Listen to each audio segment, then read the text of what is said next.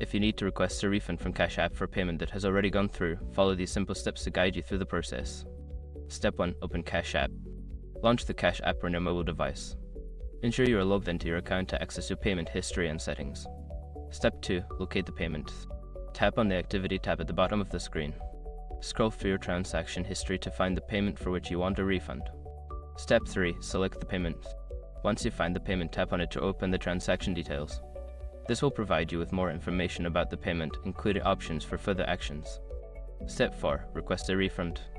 In the transaction details, look for the 3 dots icon of the refund button. Tap on it and then select Refund to initiate the refund request. You may need to confirm your choice. Step 5. Wait for the refund. After submitting your refund request, you will receive a notification regarding the status.